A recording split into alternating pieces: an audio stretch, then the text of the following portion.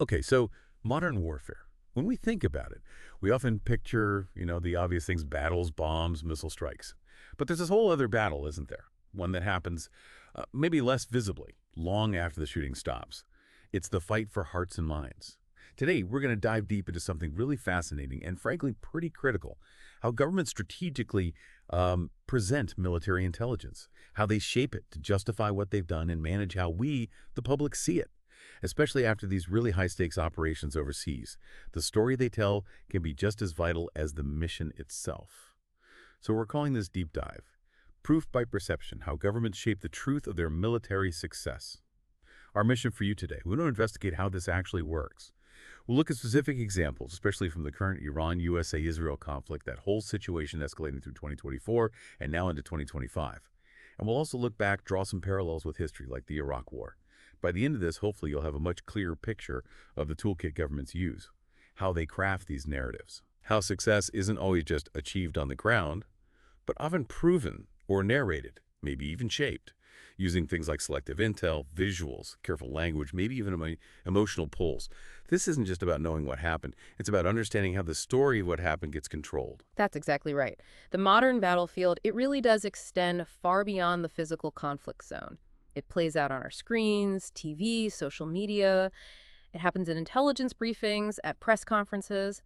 And for governments, like the American government right now in this ongoing Iran-USA-Israel tension, the challenge isn't just carrying out a precise military strike. It's also convincing the world and, crucially, its own citizens that the operation was, effective, that it was legitimate, that it was justified. Okay, so if the actual fighting is only part of it, what defines this sort of new theater of war? Where do these perception battles actually happen? Well, the battleground itself isn't always some obvious physical place. It's often in the bits and pieces of intelligence they release. It's in those blurry video feeds you sometimes see or the satellite images. It's in the statements from carefully chosen experts. And very often it's in the subtle power of what's left out, the omissions. What they don't say can be just as powerful, sometimes more so than what they do. Let's connect that to right now. We've seen this major escalation between Iran and Israel, sparked partly by that consulate attack in Damascus, right? And that pulled the U.S. into significant military engagement across multiple areas. The U.S. was directly involved intercepting those Iranian drones heading towards Israel. They ran cyber ops, aerial strikes against Iranian proxies, coordinated intel sharing with Israel and others. Right. And then, after those actions, you get the official story. The Pentagon briefings, they'd come out and say things like critical infrastructure tied to Iran's IRGC, the Revolutionary Guard Corps and their drone programs were, quote, successfully degraded. And often they'd show satellite images as the proof. But honestly, for most people, for civilians without specialized training, those images were really hard to make sense of. Vague labels, before and after shots that, they left an awful lot to the imagination. Was that vagueness intentional, do you think? Or just, a side effect of what they could actually release publicly? And that point about media access, why weren't independent journalists allowed near a lot of those strike zones? That's a really critical point. Access control is narrative control, essentially. When you limit outside scrutiny, the government has more room to shape the story using specific techniques. One thing we saw was the use of classified briefings. Select journalists invited into these off-camera sessions at the Pentagon, they get persuasive info, but it's often stuff they can't independently verify. Okay. Another technique is leaning on foreign confirmation. When an ally, like Israel or the UK, echoes the US claims, it adds this layer of, perceived legitimacy.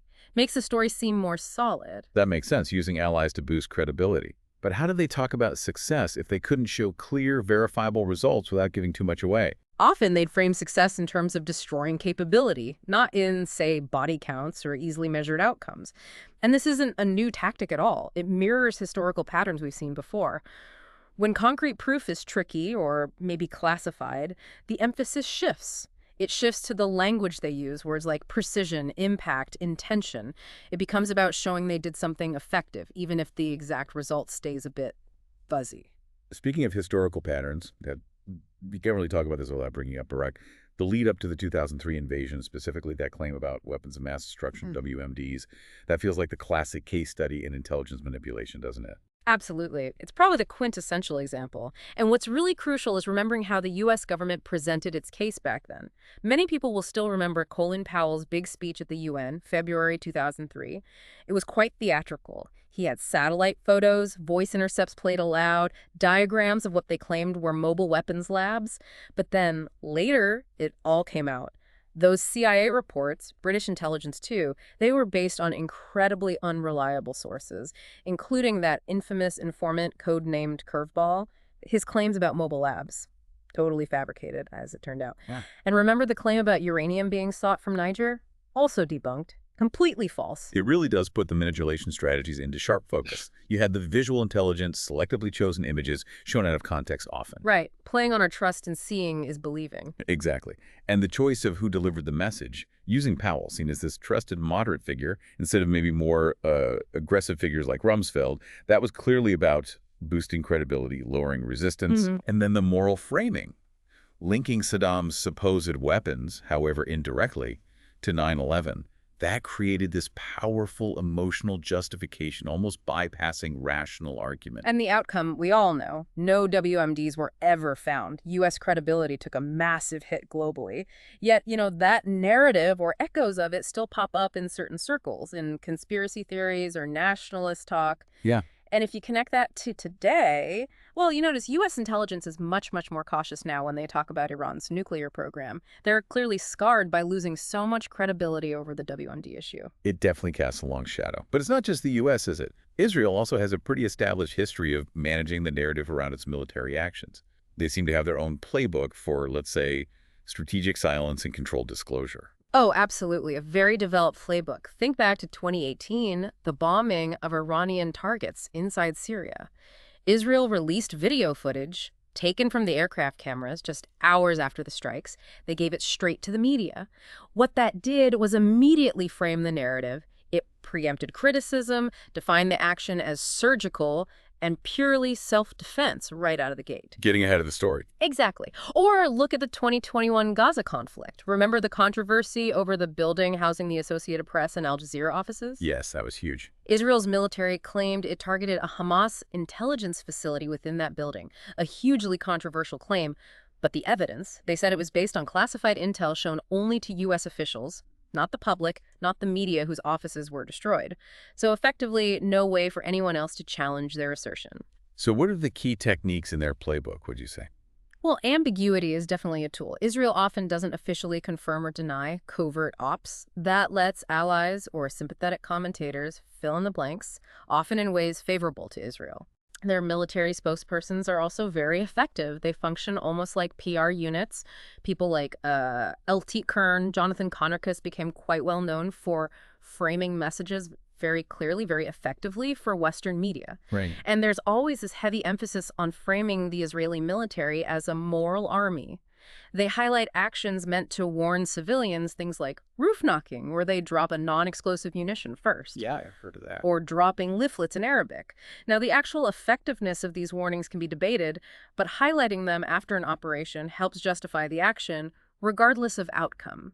It's about shaping the perception of morality. It's striking how similar the tactics can sound, whether it's the U.S. or Israel. Selective transparency, using visuals strategically, getting the narrative out fast. Yes, you see these recurring patterns. And it's important to stress it's not always about telling outright lies. It's more about constructing these very careful narratives. Narratives designed to control discretion, manage how things are perceived by the public and by allies. Okay, so let's try and break down these tools of influence a bit more concretely. How do governments make their version of events stick, especially when they can't or won't be fully transparent? What are the recurring elements we should look out for? Well, one big one is prioritizing visuals over, perhaps, harder facts or complex context. Using that satellite footage, the drone strike video, it creates this feeling of transparency, even if the images themselves don't actually prove much without expert interpretation. With the illusion of openness. Exactly. Then there's the release of what you might call declassified nuggets. Little bits of selected intelligence given to the press, maybe footage of a weapons depot being hit. This controls the scope of the story, focuses attention where they want it, and often diverts focus from maybe more difficult questions about collateral damage or strategic aims. Makes sense. Control the focus. Language is also absolutely critical. Framing, using phrases like neutralize targets instead of kill people, or surgical precision to make messy, destructive events sound